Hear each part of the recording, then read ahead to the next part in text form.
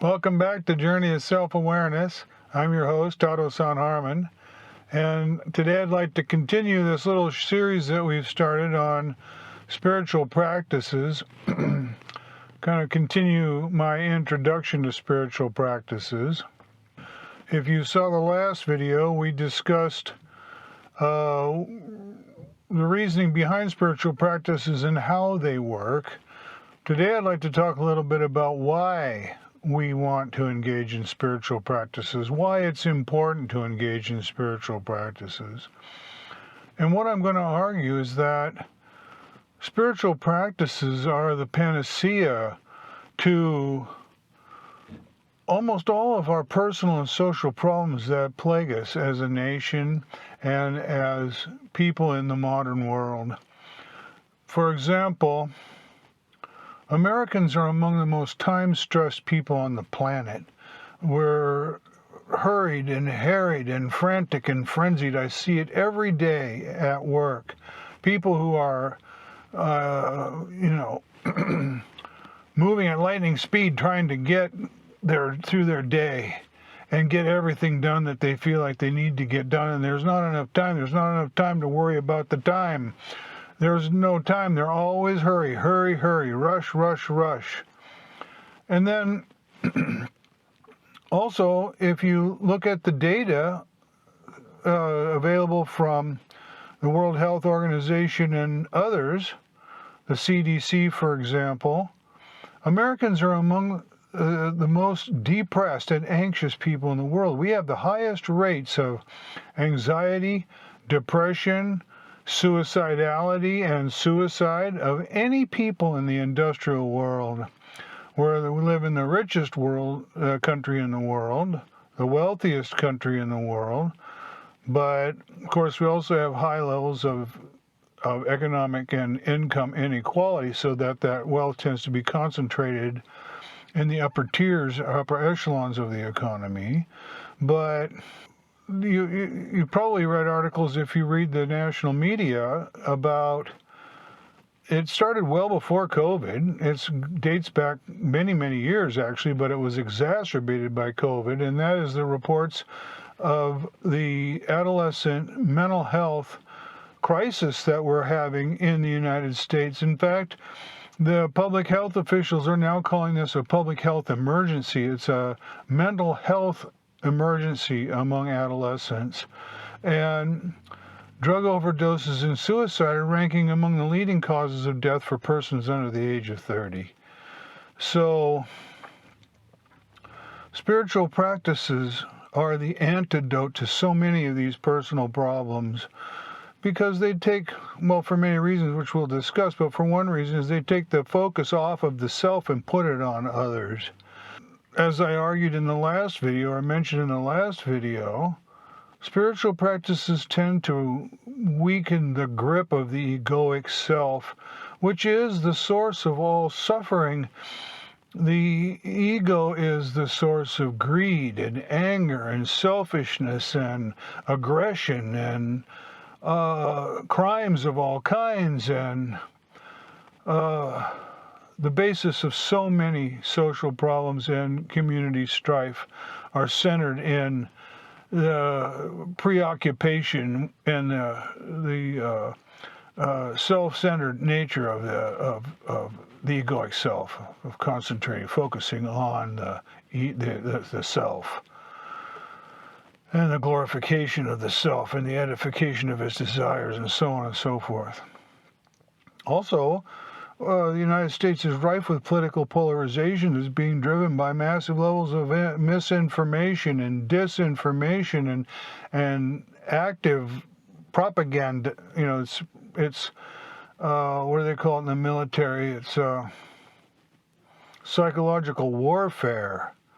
I'm reasonably convinced that Americans are among the most heavily propagandized people in the entire world, because we're fed so much BS in our media, not only on the right, but also on the left. It comes from all sides, and we have to be very critical, very particular about what we pay attention to and how we think about the information that we take in. And spiritual practices help hone our critical thinking skills. They make us far more aware of not only ourselves and our place in the world, but what's happening around us.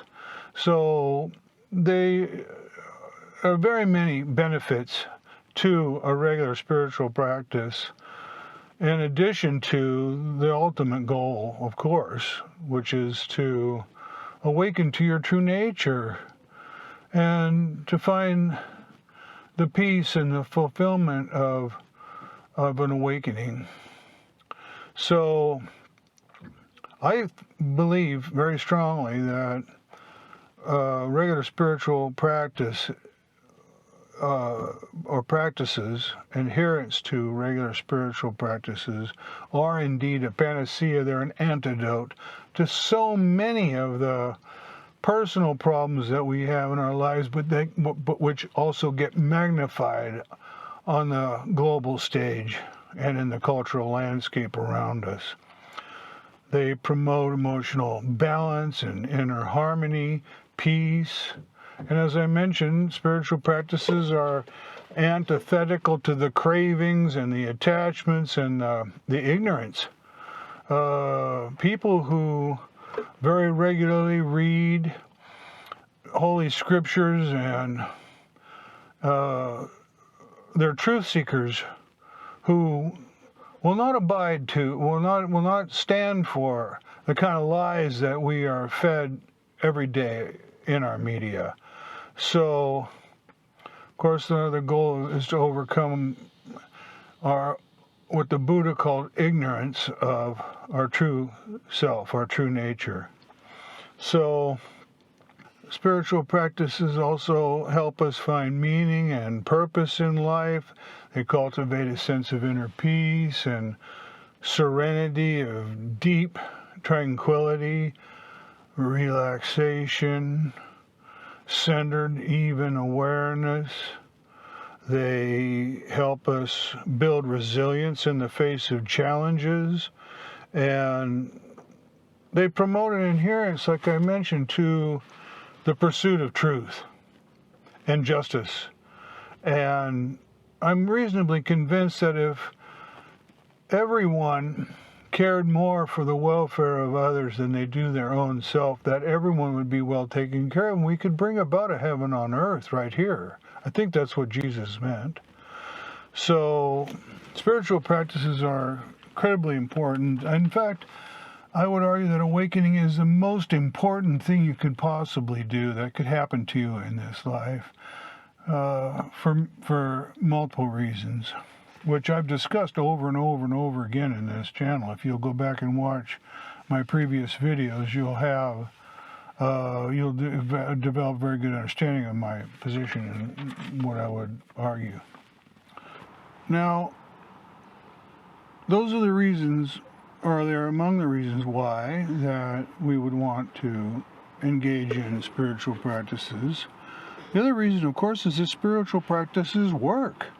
And they work because they encourage us to practice truthfulness, kindness, compassion, and warm-hearted loving kindness toward others. They encourage generosity, and other focused orientation toward our social lives rather than self-centered kind of arrogant preoccupation with our own welfare. And spiritual practices encourage us then to, well, as I've said, they've encouraged us to become good and better persons and to lead wholesome and beneficial lives and to abstain from harm and to live ethical lives that are grounded in the holy virtues. Also, spiritual practices promote mindfulness and greater self-awareness. They encourage us to develop our minds and to develop or cultivate a present moment awareness, to pay attention to our own subjective internal experiences and our mental states, our sensations, and our our thoughts and particularly our emotions and our emotional reactions to what's happening around us.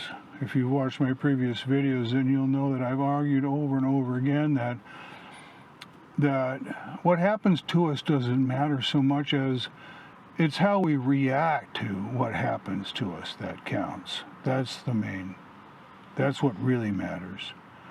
And so we have to pay very close attention to our emotional reactions and responses to things that happen to us in the world. This is one way that we can develop far greater self-understanding, and which will help us overcome our egoic ways. And spiritual practices help us cultivate wholesome intentions and motives. Of course, it takes a commitment to spiritual practices because you can learn all about them and understand why and how they work and the reason for performing them, but they're so easily forgotten that it's so easy to get caught back up into the mundane minutiae of our everyday lives that we often neglect to practice and to do the things that we should. So one of the videos that we're going to have coming up is centered on a Tibetan notion of thoughts that turn the mind, and these are to help us maintain, to develop a proper motivation and to maintain our practice over time so that we don't neglect what is actually the most important thing we could possibly do. And as I also mentioned, spiritual practices help us think more critically. We become more thoughtful and aware, and we don't just take things for granted anymore. We analyze very carefully the things that we hear and see and learn, not only from the outside world, but especially about ourselves. Because this is it's a self-critical self-examination. That's a lot of what spiritual practice involves or entails. So those are some of the things I wanted to say. Now, the first step in starting a spiritual practice and continuing a spiritual practice means integrating the holy virtues into our everyday lives. This is of the utmost importance. We have to make a firm and solemn commitment to leading a life that's defined by ethical conduct and leading an authentic and a virtuous life by cultivating warm-hearted loving kindness and compassion and generosity for others, and a life that's defined by moral discipline. This means avoiding harm, avoiding stealing, avoiding lying, avoiding all the things that are listed in every religion that we're supposed to avoid and which make perfectly common sense to most of us. But it's not just avoiding harm and negative actions, it's cultivating the positive actions, because when you are cultivating positive actions focused on the welfare of others, then it highlights every instance in which you are not living up to those ideals, which means it highlights every instance in which you are being more self-centered and more selfish. And one of the big advantages to leading a virtuous life is that it points out the areas in our lives in which we're not being virtuous, and it shows us where we need to pay attention and the things that we need to work on. The next step involves cultivating mindfulness, the sense of inner peace and tranquility, of greater self-awareness, of the use of this, of course, is done through meditation, introspection, journaling, self-reflection. But I should mention that relaxation is key. I've mentioned over and over again in these videos that the two of the main lessons are to relax and pay attention. Now, relaxing, when I say that you should relax, that's actually a loaded term. It means many things, which we should probably discuss in greater length as we move through this little series on spiritual practices. So spiritual practices, contemplation, mental discipline and focus, relaxing into the present moment and developing mindful awareness,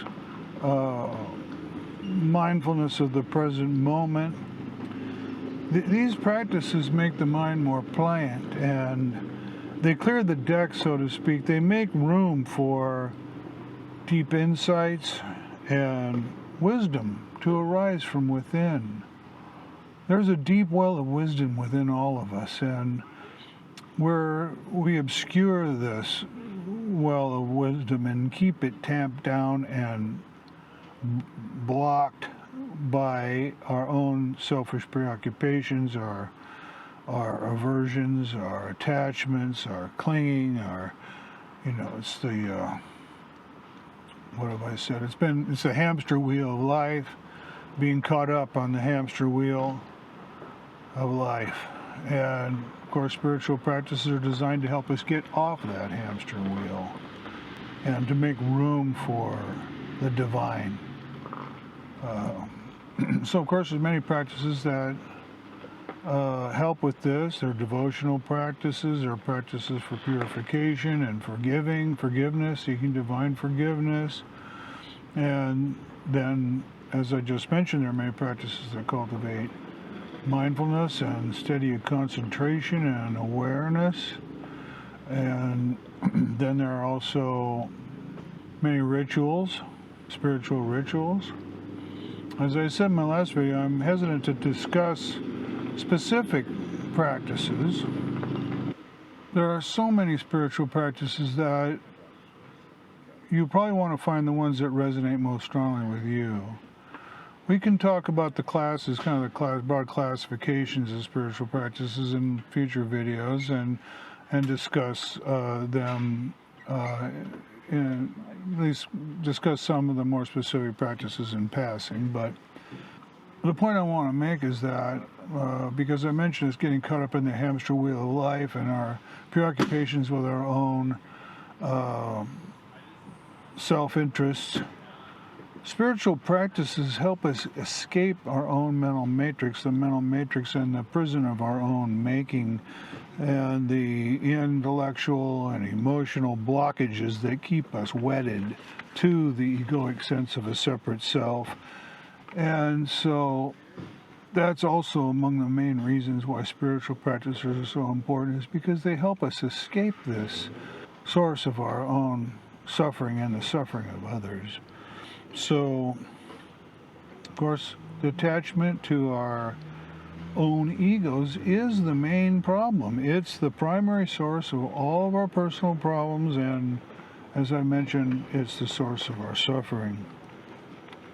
So if you watched my previous videos, then you'll know that I've argued that there's nothing that could possibly be more important than waking up to your true nature and waking up to the true nature of reality. And so ultimately the key purpose of spiritual practices then is to transcend the ego and to overcome our negative emotions such as anger and hatred and greed and fear and attachments, and which of course is key to liberation. It's the key to finding inner peace, to finding tranquility, to finding ultimate fulfillment. This is the main reason why we should conduct spiritual practices. As I mentioned, there's nothing that could be more important. Imagine if everyone around you were peaceful and calm and centered and aware and purposeful and benevolent toward one another and treated each other with warm-hearted loving kindness, and didn't buy into all the BS that we're fed in the media, and were critical and wouldn't tolerate someone who lies to you on the public stage, and there would be no wars, there would be no crime, there would be a heaven on earth, literally, quite literally a heaven on earth. This is the reason why we should commit to becoming good and better people.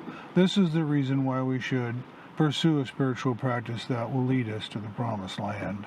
This is the justification for this whole channel. It's the reason why I started it. It's the reason why we'll continue and we'll discuss these spiritual practices now as we move forward. So I want to thank you for joining me. Sorry to end on such a serious note, but I think it is very serious. I think that, as I mentioned in previous videos, that as a nation and as a planet, we're in very serious trouble, and things could go south in a serious way.